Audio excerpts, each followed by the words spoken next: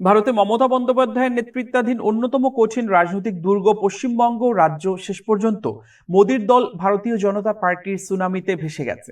নির্বাচনে 293 আসনের মধ্যে 208টি আসন জিতে নিয়ে প্রথমবারের মতো রাজ্যে সরকার গঠন করতে চলেছে বিজেপি।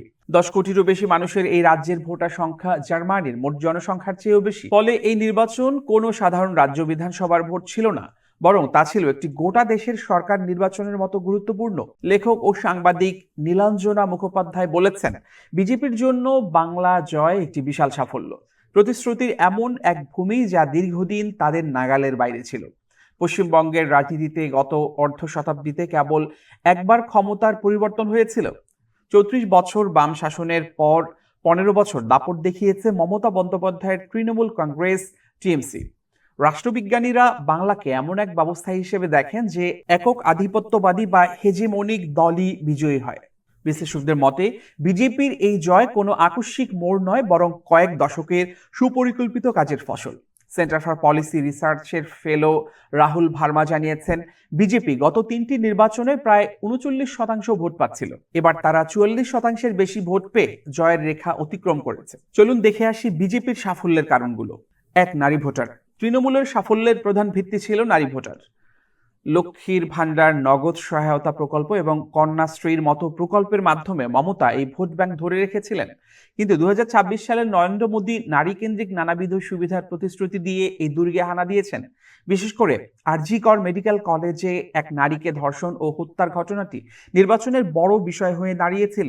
নারীদের নিরাপত্তার প্রশ্নে তৃণমূলকে কোণঠাসা করে বিজেপি এই ঘটনায় ভুক্তভোগী ওই নারীর মাকে পানিহাটি আসন থেকে প্রার্থী করে। 2. মুসলিম ভোট। পশ্চিমবঙ্গের 27% মুসলিম ভোটার ঐতিহাসিকভাবে ক্ষমতার নির্ধারক। 2021 সালে যেখানে 35%-এর বেশি মুসলিম জনসংখ্যা রয়েছে, এমন 85টি আসনের মধ্যে 75টি জিতেছিল তৃণমূল। কিন্তু 2026 সালে মালদহ, মুর্শিদাবাদ এবং উত্তর দিনাজপুরের মতো জেলাগুলোতে পরিস্থিতির পরিবর্তন দেখা গেছে। এলাকাগুলোতে উন্নয়ন, ভোটার তালিকা এবং সুশাসনের প্রশ্নে অসন্তোষ দানা বেঁধেছে। তৃণমূল জনকল্যাণমুখী প্রকল্পের ওপর ভরসা করছে, আবার কংগ্রেসও পুনরুজ্জীবিত হওয়ার চেষ্টা করছে। এছাড়া আসাদুদ্দিন ওয়াইসির দল এআইএমআইএমও সম্ভাব্য উদীয়মান ভোট কাটার হিসেবে উঠে এসেছে। 3. অভিবাসী ভোটার। অভিবাসীরা এবার নির্বাচনে এক অনিশ্চিত ফ্যাক্টর হয়ে দাঁড়িয়েছিল।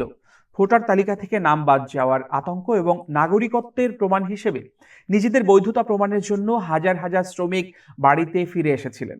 বিপুল সংখ্যক এই ভোটারের অংশগ্রহণ নির্বাচনের ফলকে আরো পরিবর্তনশীল করে তুলেছে। 4. মাতুয়া সম্প্রদায়। পশ্চিমবঙ্গের জনসংখ্যার 17% মাতুয়া সম্প্রদায়, যারা মূলত তফসিলি জাতিভুক্ত। এই বিশাল ভোট ব্যাংকই বিজেপিকে রাজ্যে প্রধান বিরোধী শক্তি হিসেবে গড়ে তুলেছিল। এবারও মাতুয়াদের নিরঙ্কুশ সমর্থন বিজেপির জয়ের অন্যতম প্রধান কারিগর হিসেবে কাজ করেছে। 5. বিজেপির নির্বাচনী যন্ত্র। তৃণমূলকে টেক্কা দিতে বিজেপি এবার তাদের সাংগঠনিক যন্ত্র বা মেশিনারিকে ঢেলে সাজিয়েছিল। কেন্দ্রীয় ও রাজ্য নেতৃত্বের নিবিড় সমন্বয়, বুথ স্তরের ব্যবস্থাপনা এবং ডিজিটাল প্রচারণাকে অন্য উচ্চতায় নিয়ে যায় তারা। এছাড়া মাঠ পর্যায়ের সম্পৃক্ততাকেও বিজেপির নির্বাচনে ভালো ফল করার একটি গুরুত্বপূর্ণ কারণ হিসেবে দেখা হচ্ছে। রাষ্ট্রবিজ্ঞানী ভানু যোশী বলেন, বিজেপির মূল কৌশল ছিল তৃণমূলের প্রতি মানুষের তৈরি হওয়া বিতৃষ্ণাকে হিন্দুত্ববাদী মেরুকরণের একটি তীক্ষ্ণ ভাষায় বদলে দেয়া। ফলে এটি কেবল জনকল্যাণের ব্যর্থতা নয়, বরং এটি এমন এক বাস্তবতা যেখানে সরকারি সুবিধা বা দলীয় সাংগঠনিক জোর কোনোটি উগ্র সাম্প্রদায়িক মেরুকরণের স্রোতকে রুখে দেওয়ার মতো পর্যাপ্ত ছিল না।